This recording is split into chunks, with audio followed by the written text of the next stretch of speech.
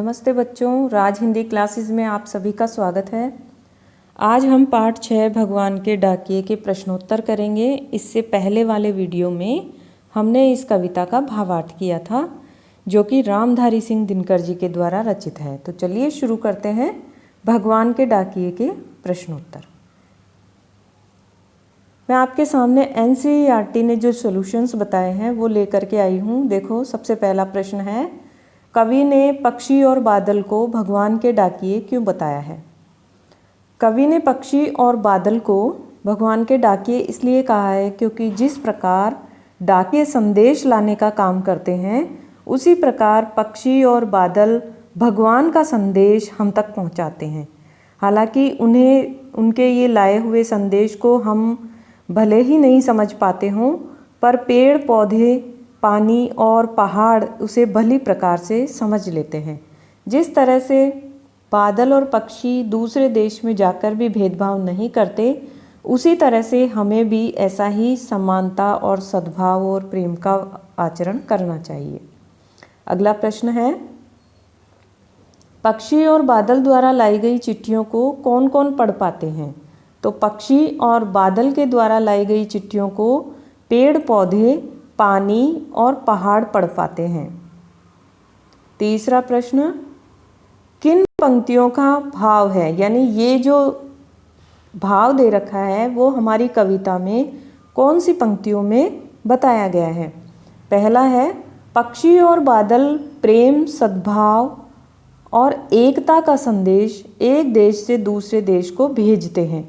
ये वाला भाव कौन सी पंक्तियों में है? ये भाव देखो, इन पंक्तियों में बताया गया है, पक्षी और बादल ये भगवान के डाकिये हैं जो एक महादेश से दूसरे महादेश को जाते हैं। हम तो समझ नहीं पाते हैं, मगर उनकी लाई चिट्ठियाँ पेड़ पौधे, पानी और पहाड़ बाँचते हैं। इस प्रकार इन पंक्तियों का ये भावार्थ दिया गया है। ख है, प्रकृति देश देश में भेदभाव नहीं करती। एक देश से उठा बादल दूसरे देश में जाकर बरस जाता है। ये भाव कौन सी पंक्तियों में दिया गया है?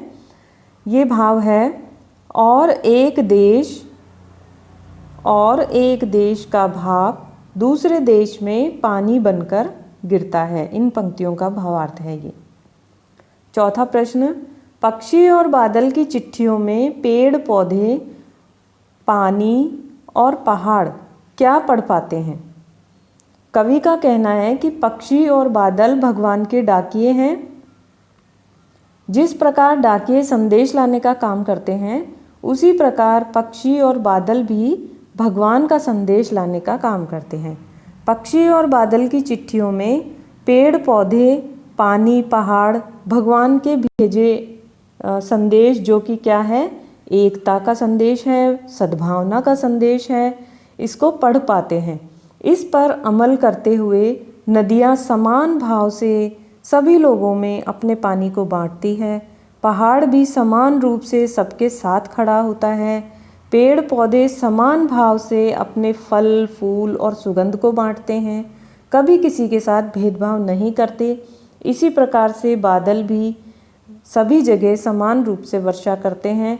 इसी प्रकार ये जो प्रकृति के उपादान हैं, पेड़ पौधे, पानी और पहाड़, ये सभी पक्षी और बादल के द्वारा लाई गई चिट्ठियों के संदेश को पढ़ पाते हैं, समझ पाते हैं और उस पर अमल कर पाते हैं। पांचवा प्रश्न, एक देश की धरती दूसरे देश को सुगंध भेजती है। कथन का भाव स्पष्ट कीजिए। भाव मैंने कविता में भी समझा दिया था और समझने की कोशिश करते हैं। एक देश की धरती अपने सुगंध और प्यार को पक्षियों के माध्यम से दूसरे देश को भेजकर सद्भावना का संदेश भेजती है। धरती अपनी भूमि में उगने वाले फूलों की सुगंध को हवा से, पानी से और बादलों के रूप में भेजती है। हवा में उड़ते हुए पक्षियों के पंखों पर प्रेम प्यार की सुगंध तैरकर दूसरे देश तक पहुंच जाती है। इस प्रकार एक देश की धरती दूसरे देश को सुगंध भेजती है, पक्षियों के पंखों के माध्यम से, हवा और पानी और बादलों के माध्यम से। आगे देखो, पक्षियों और बादल की चिट्ठियों के आदान प्रदान को आप किस दृष्टि से देख सकते हैं? पक्षी और बादल की चिट्ठियों के आदान प्रदान को हम प्रेम, सौहार्द, आपसी सद्भाव की दृष्टि से देख सकते हैं। यह हमें यही संदेश देते हैं कि हम आपस में प्रेम से रहें, सौहार्द से रहें, एक दूसरे की सहायता करें, सभी को समान दृष्टि से देखें। यही संदेश ये हमें देते हैं। आज विश्व में कहीं भी संवाद भेजने और पाने का एक बड़ा साधन इंटरनेट है। पक्षी और बादल की चिट्ठियों की तुलना इंटरनेट से करते हुए 10 पंक्तियां लिखिए। दोनों में तुलना करनी है हमें कि कौन सा ज़्यादा सही है। पक्षी और बादल प्रकृति के अनुसार काम करते हैं, किंतु इंटरनेट मनुष्य के अनुसार काम करते हैं। बादल का कार्य प्रकृति प्रेमी को प्रभावित करती है, किंतु इंटरनेट विज्ञान प्रेमी को प्रभावित करती है। पक्षी और बादल का कार्य धीमी गति से होता है, किंतु इंटरनेट का कार्य तीव्र गति से होता है। इंटरनेट एक व्यक्ति से दूसरे व्यक्ति तक बात पहुंचाने का सरल और तेज माध्यम है। इसके द्वारा हम किसी व्यक्तिगत रायों को यानी व्यक्तिगत जो संदेश हैं उनको जान सकते हैं, किंतु पक्षी और बादल की चिट्ठियां हमें भगवान का संदेश देते हैं। वे बिना किसी भेदभाव के सारी दुनिया में प्रेम और एकता का संदेश देते हैं। हमें भी इंटरनेट के माध्यम से प्रेम और एकता और भाईचारे का संदेश विश्व में फैलाना चाहिए। इंटरनेट एक ऐसा माध्यम है जिसके माध्यम से हम अपने विचारों को पूरे विश्व तक फैला सकते हैं। 8वां और अंतिम प्रश्न देखो, हमारे जीवन में डाकिये की भूमिका क्या है? इस विषय पर 10 वाक्य लिखिए। डाकिया भारतीय सामाजिक जीवन की एक आधारभूत कड़ी है। डाकिया द्वारा डाक लाना, पत्रों का बेसब्री से इंतज़ार करना, डाकिया से पत्र पढ़वा कर उसका जवाब लिखवाना। देखो, जो लोग अनपढ़ होते हैं, जो लिख नहीं पाते, उनके लिए तो डाकिया भगवान के समान है, जो उनका संदेश लेके आता है, उसे पढ़ता भी है और उसका जवाब लिखकर भी वापस भेजता है। तो इतना काम डाकिया करता है, इसलिए ये बहुत ही महत्वपूर्ण है, जिन्हें नज़रअंदाज नहीं किया जा सकता। उसके परिचित सभी तबके के लोग होते हैं। यहाँ कोई जाति पाति का वो भेदभाव नहीं करता। सभी जाति के लोगों को, सभी तरह के लोगों को उनका संदेश पहुँचाता है। हमारे जीवन में डाकिये की भूमिका अत्यंत ही महत्वपूर्ण है। भले ही अब इन कंप्यूटर और ईमेल का ज़माना आ गया है, पर डाकिये का जो महत्व है वो अभी भी उतना ही बना हुआ है जितना कि पहले था। कई अन्य देशों ने होम टू होम डिलीवरी को ख़त्म करने की तरफ कदम बढ़ाए हैं या इसे सुविधा शुल्क से जोड़ दिया है। वही भारतीय डाकिया आज भी सुबह से शाम तक चलता ही रहता है।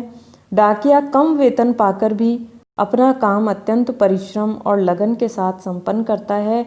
चाहे गर्मी हो, सर्दी हो या बरसात हो, सबका सामना करते हुए वह समाज की सेवा करता है और भारतीय डाक प्रणाली की गुडविल को बनाने में उनका सर्वाधिक योगदान माना जाता है।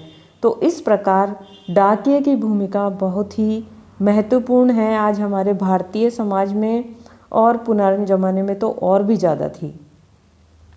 इस प्रकार आपकी पाठ्य पुस्तक में जो प्रश्न आए हैं उनके सॉल्यूशंस, उनके प्रश्नोत्तर आपके सामने उपस्थित किए गए। आवश्यक नहीं है कि जैसे शब्दों का प्रयोग हमने किया आप भी उत्तर लिखते समय वैसे ही शब्दों का प्रयोग करें, ऐसा बिल्कुल नहीं है। आप अपने अनुसार, अपनी भावनाओं के अनुसार प्रश्नों के उत्तर दे सकते हैं। तो ये वीडियो आपको कैसा लगा, इसे लाइक कीजिए, शेयर कीजिए और चैनल को सब्सक्राइब कीजिए। धन्यवाद।